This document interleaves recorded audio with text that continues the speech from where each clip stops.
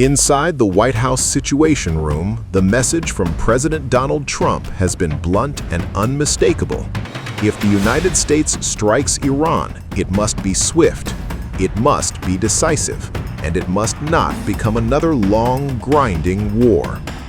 In its latest report, NBC News quoted U.S. officials who said Trump has told his national security team that any military action must deliver a definitive blow to the Iranian regime, one that ends the crisis quickly, not one that drags on for weeks or months. But there's a problem. Trump's advisors cannot guarantee that a U.S. strike would cause the Iranian regime to collapse, and there are serious concerns that the United States may not have all the forces and assets in place to counter what officials expect would be a fierce Iranian retaliation. That uncertainty has pushed the administration toward contingency planning. One option under discussion, a limited, targeted strike, at least initially, while leaving the door open to escalation if Tehran responds aggressively.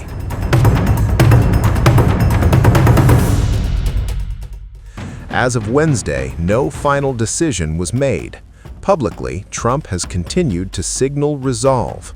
During a visit to Detroit, he told Iranian protesters that help is on its way, describing the situation inside Iran as fragile. And by the way, to all Iranian patriots, keep protesting, take over your institutions if possible, and save the name of the killers and the abusers that are abusing you. You're being very badly abused. If the numbers are right now, I hear 5 different sets of numbers. I hear numbers, look, 1 death is too much. But I hear much lower numbers, and then I hear much higher numbers. But I say save their names because they'll pay a very big price. And I've canceled all meetings with the Iranian officials until the senseless killing of protesters stops. And all I say to them is help is on its way. You saw that I put tariffs on anybody doing business with Iran. Just went into effect today. And I say make Iran great again. You know, it was a great country until these monsters came in and took it over.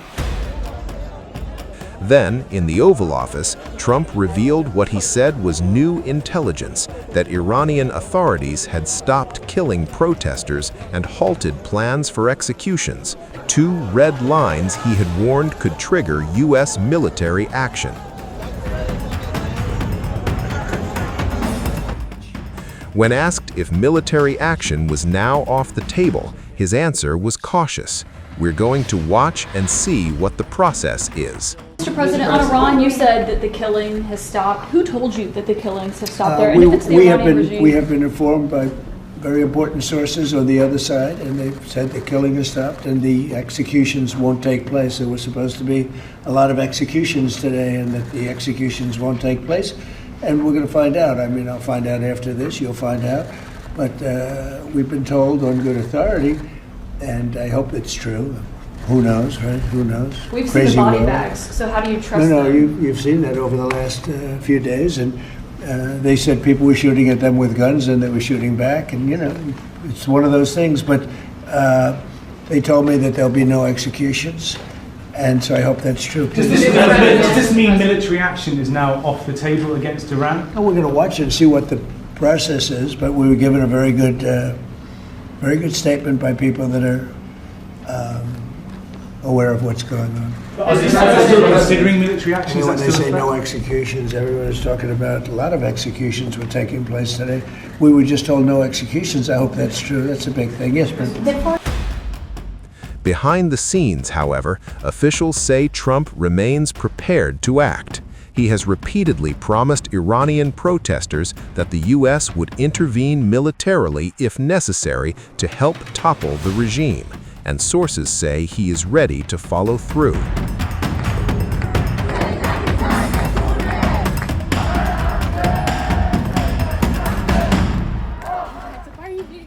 On Tuesday, Trump laid out his objectives to his national security team. The Department of War then tailored military options to meet those goals, with refined plans presented to him this week. All options are at President Trump's disposal, the White House said, pointing to past military operations as proof that he means what he says. Trump also joined a high-level meeting chaired by Vice President J.D. Vance, where he was briefed on the estimated death toll among Iranian protesters and pressed for more details. U.S. Central Command has prepared strike options, but officials remain wary. A weakened Iranian regime, they fear, could lash out unpredictably, targeting U.S. forces or allies like Israel. Precautions are already underway. Hundreds of U.S. troops have been moved from Al Udeid Air Base in Qatar to safer locations, and additional protective measures are being taken across the region. The U.S. has not surged forces for a full-scale war, but aircraft, ships, and personnel are in place, ready for limited strikes if ordered.